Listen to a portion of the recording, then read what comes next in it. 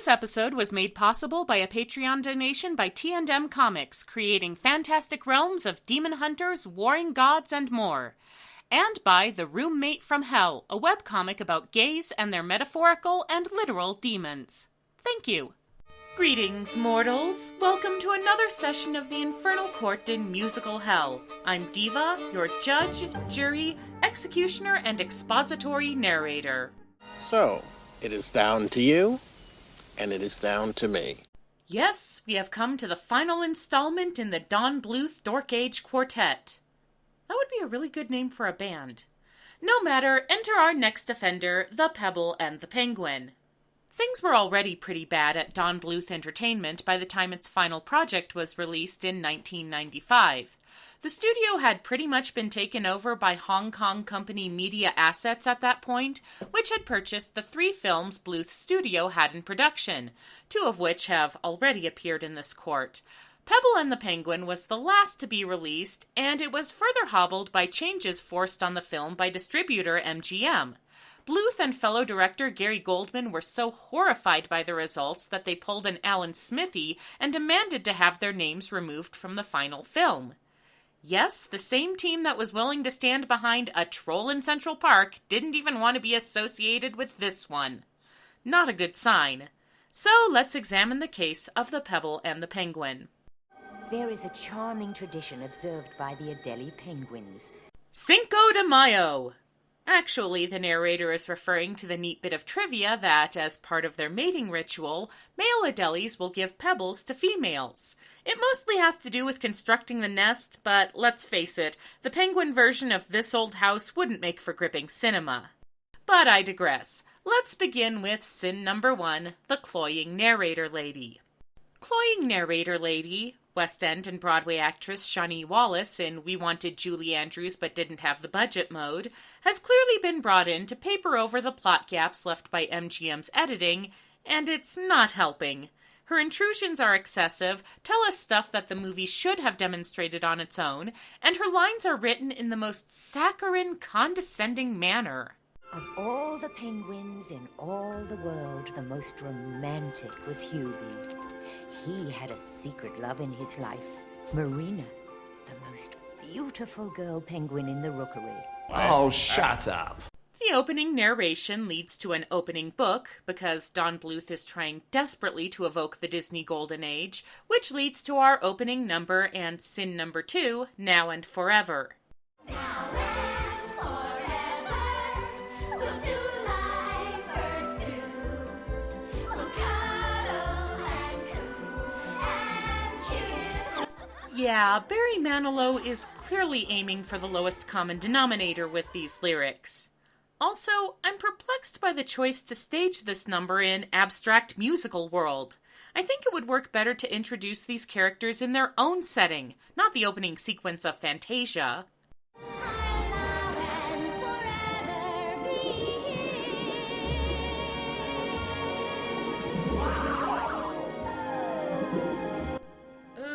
Why do Don Bluth characters have the creepiest love-struck expressions? This is Hubie, a shy, stuttering penguin who, as we've seen, is the most romantic penguin in all the world. Not because he's actually good at relating to women or understanding their needs and desires, but because he spends all his time drawing hearts in the snow and making goo-goo eyes at the beautiful Marina. Who am I kidding? I never even talked to the girl. There's going to be a lot to unpack on this one, but I'm just gonna get it out of my horns right now.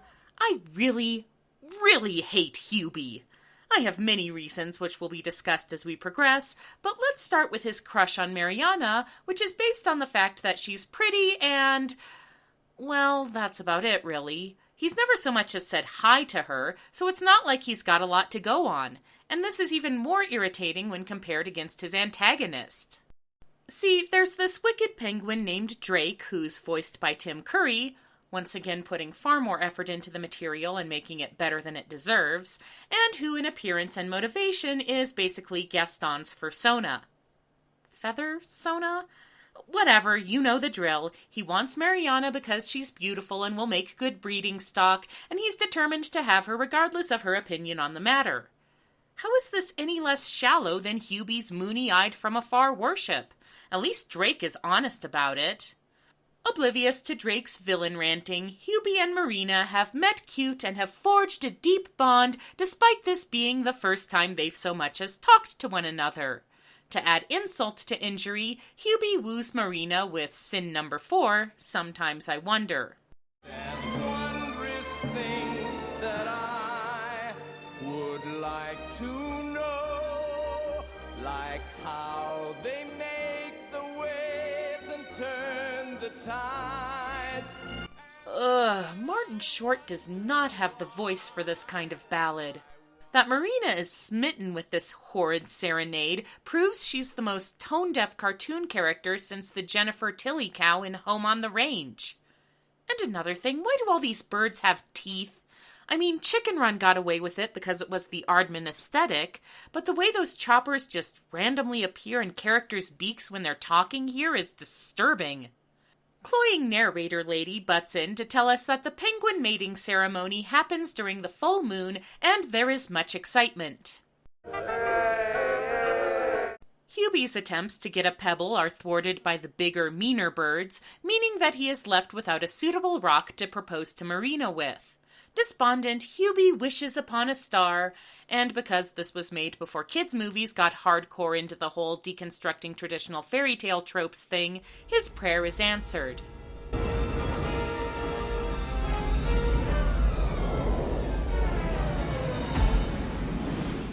The magic space stone is, of course, the ideal engagement pebble for Hubie's amour. It's never quite explained what makes one pebble better than another for this particular purpose, but since that is the very least of this script's problems, we'll let it slide.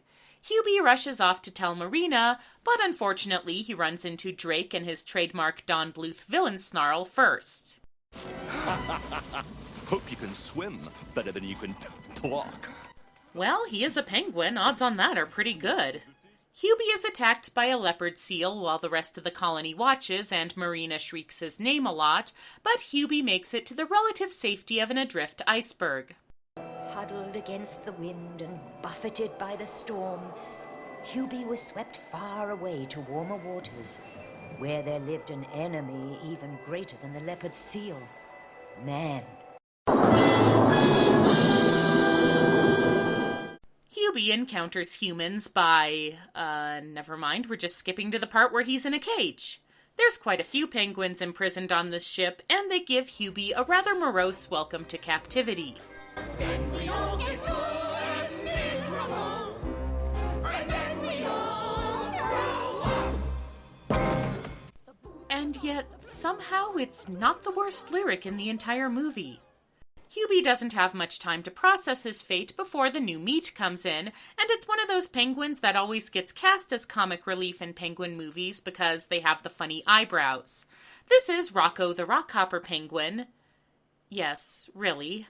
And he's tough-talking and abrasive and wants to get off the ship and away from the dopey singing penguins, so I already relate to him on several levels.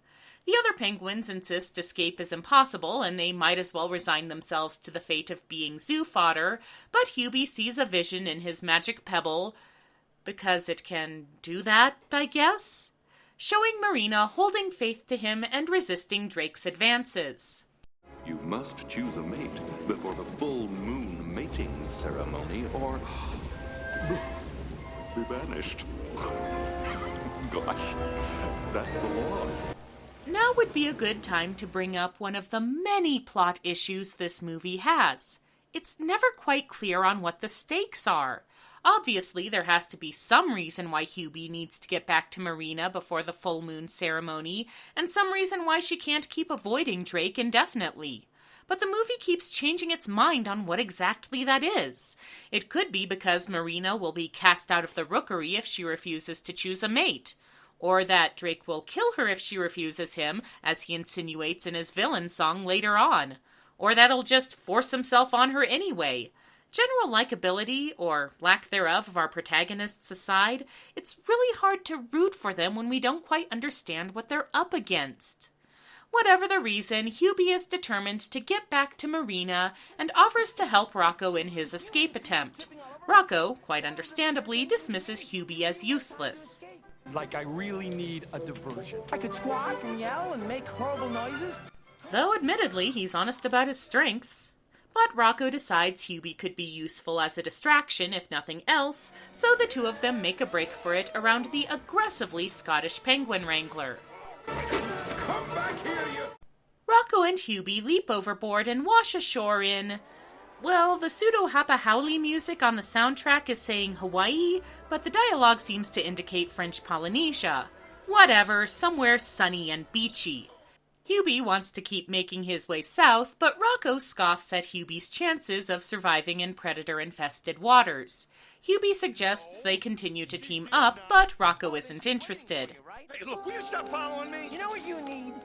You need a dream. I got one. What is it? Hey, I'm sure not gonna tell you. Your secret's safe with me. Sweet Lucifer, Hubie, read the room! This isn't naive and friendly, it's rude. Speaking of which, get a load of how Hubie reacts to Rocco confessing his secret dream. You wanna fly? Do you? Our ancestors flew. They gave us wings, but we can't fly. Our hero, ladies and gentlemen. Hubie gets Rocco to join him on his trek south by claiming to know a penguin named Waldo who has discovered the secret of flight. So, let's see, in the past 90 seconds, Hubie has ignored Rocco's feelings, mocked him, and lied to him. Now do you see why I hate this character? Hubie and Rocco hitch a ride on a passing cruise ship and... somehow wind up on an uninhabited rock somewhere? Right, we're going to stop here so I can talk about sin number 6. As you might expect from something that was heavily edited by the studio, this movie's storytelling is a complete mess. You may have noticed Pebble and the Penguin shares a lot of the same broad strokes as another animated buddy comedy, Toy Story. We have the odd couple leads, one of whom is determined to find his way back home, the other who is not interested in the aims of the former, but who is convinced to tag along by feeding into his particular obsession.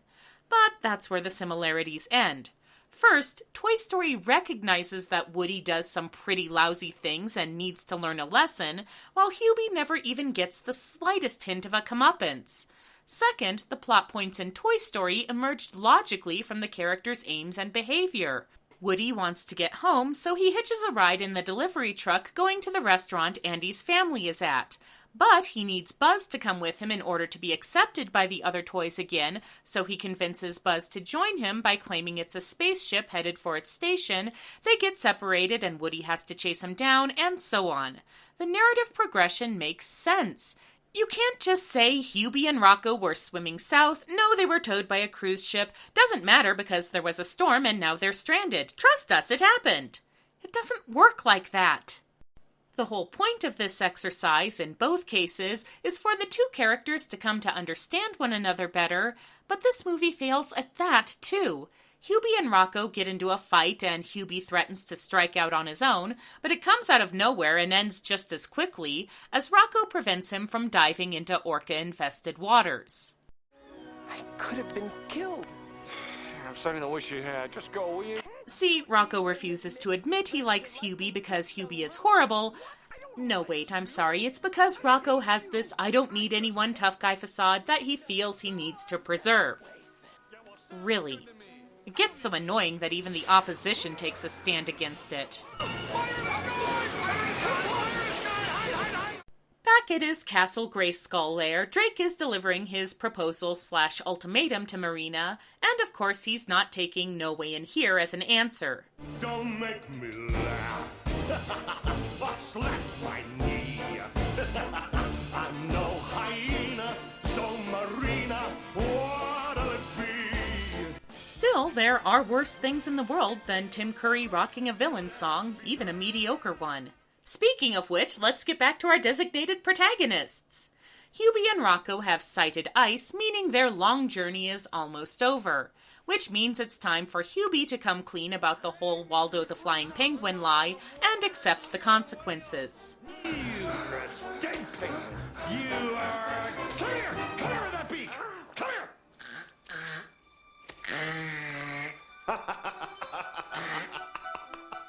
Or not? What the here, movie? You can't just set up a complication like that and then have it blow over with no impact. That's just... Ugh! Moving on.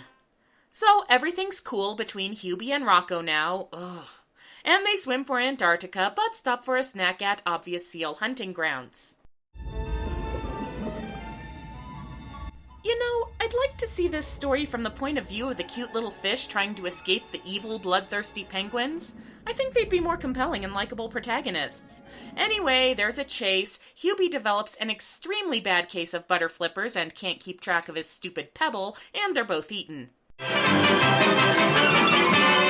No, alas, the conflict is easily dispelled again. Even worse, Hubie decides to celebrate with sin number 7, Looks Like I Got Me a Friend, a terrible buddy song with even worse jokes.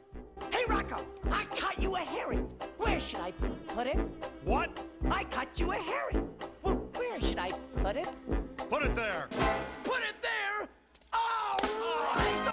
The idea that Rocco has developed a fondness for Hubie despite his crusty exterior doesn't work, partially because of the lack of character development, and partially because I can't imagine anyone liking Hubie. This results in, I am not making this up, Hubie holding his breath until Rocco admits he likes him. Yes, our hero has the emotional maturity of a spoiled 4-year-old. Also, Barry Manilow missed an opportunity by not giving this song the more obvious and catchier title of Birds of a Feather. Cloying narrator lady comes back to move things along as Hubie and Rocco make the last leg of their journey via aircraft carrier, and Rocco teaches Hubie some fighting moves to use on Drake. Unfortunately, swimming between them and the mainland is a pod of killer whales. Though the penguins put on a valiant effort, Hubie's Pebble is lost, again, and Rocco is forced to take desperate measures. No, go on, I'll lead him away, go on! Oh, Rocco, sweetie, he's not worth it. Hubie makes it to safety. Rocco is nowhere to be seen, but Hubie doesn't have time to mourn, as his barely relevant sidekick birds come in to inform him that Marina's been kidnapped by Drake, so Hubie rushes to the rescue. Hey, they're doing the Galileo Hoop Hoop! Drake pretty easily hands Hubie's ass to him and prepares to make off with Marina, but the sidekick birds get Hubie back on his feet for round 2, now with traditional climactic red wash.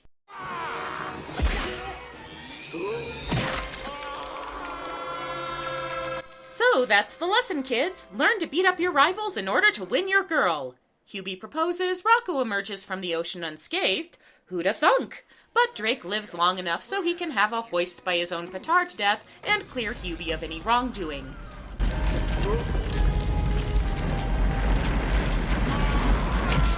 Unfortunately, Drake was a load-bearing villain, and the entire lair collapses, sending our heroes to their doom.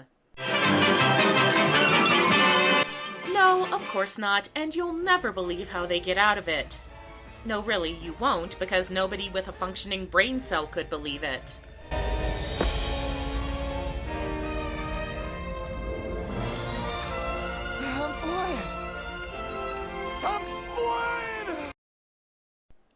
No, I'm sorry, movie, you cannot pull an ending out of your ass like this. And no, this is not a falling with style thing. Rocco is actually flying with no explanation. Oh, and look, he saved Hubie's MacGuffin Pebble, too. So, there's your moral. Everything you do is okay if you're a hero. You can somehow do the impossible just by wanting to hard enough, and everything you need will be given to you by magic. Sweet Lucifer, what a shitty ending.